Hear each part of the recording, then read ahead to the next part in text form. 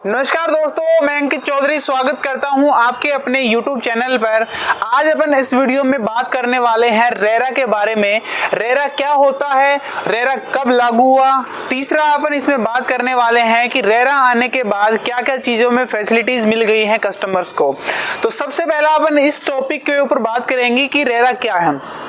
RERA Jaipur में RERA 2016 में आया था और 2016 में रेरा आने का एकमात्र रीजन यही था कि 2016 से पहले जयपुर में जो भी प्रॉपर्टीज में काम होता था, सेल्ड आउट होती थी, उसमें जो बिल्डर कमिटमेंट करते थे वो टाइम के ऊपर क्या थी, कंप्लीटेशन नहीं मिल पा रहा था। तो प्रोजेक्ट जो थे, डेवलपमेंट जो था, एरिया जो था, वो पूरा डेवलप उस टाइम पीरियड के अंदर नहीं हो पा रहा था। रेरा आने के बाद सबसे पहला मेन जो रीजन था यही था कि रेरा आने के बाद कस्टमर्स को जो भी डेवलपमेंट कमिट किया जाता था उसी टाइमलाइन के अंदर पूरा डेवलप करके मिलने लग गया। दूसरी चीज, रेरा आने से पहले जो कस्टमर प्लॉट लेते थे उन कस्टमर्स को अपने पैसे का, अपने प्लॉट का, कोई भी सिक्योरिटी का सेफली कुछ भी डॉक्यूमेंट वगैरह नहीं मिल पाते थे। जब से रेरा जयपुर में आया है, रेरा आने के बाद जितने भी डॉक्यूमेंट्स होते हैं, जो भी टाउनशिप्स होती है, प्लॉट साइज होती है, कस्टमर की डिटेल्स होती हैं, वो सारी की सारी डिटेल्स जो हैं वो रेरा की वेबसाइट पे सारी अपलोड होती हैं। प्लॉट लेने के बाद में कस्टमर के प्लॉट की जितनी भी इंक्वायरी होती है वो आप रेरा की वेबसाइट पे जाकर के चेक कर सकते हैं। तीसरी चीज, रेरा आने के बाद सबसे मेन जो चीज रहती है वो रेरा आने के बाद कस्टमर को एक टाइमली प्रॉपरली कंप्लीटेशन मिलने लग गया और फेथ होने लग गया। क्योंकि रेरा आने के बाद क्या है, जो बिल्डर कमिट करता था वो सारी फैसिलिटी टाइम पीरियड के ऊपर कंप्लीट करके देता था। क्योंकि टाइम पीरियड के ऊपर बिल्डर को कमिट करना इसलिए पड़ रहा क्योंकि बिल्डर की 12.5% जमीन जो है वो रेरा अपने पास रहन में रखता है।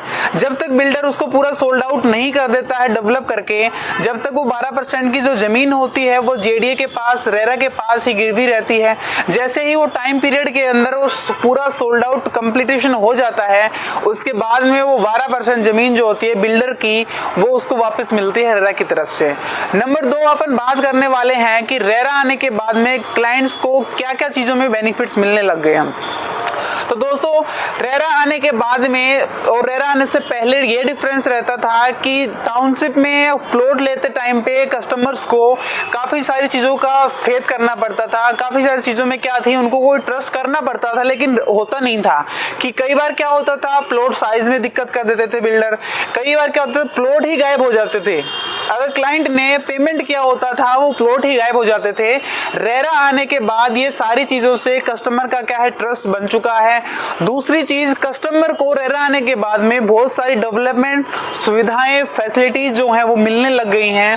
तो आज जयपुर में जेडीए प्लस रेरा टाउनशिपों में प्लॉट बिकने लग गए हैं। इसीलिए जयपुर में रेरा के लिए बहुत सारे जो क्लाइंट्स हैं वो रेरा से रजिस्टर्ड ही प्लॉट देखते हैं, क्योंकि रेरा में बहुत सारी सुविधाएं मिलने लग गई हैं। बहुत सारे जो अनवांटेड रिस्क थे वो कम हो चुके हैं। तो इसलिए जयपुर में कोई भी प्लॉट जो है वो अभी रेरा से सोल्ड आउट होने लग गए हैं। रेरा की इसलिए जो डिमांड ज़्यादा है।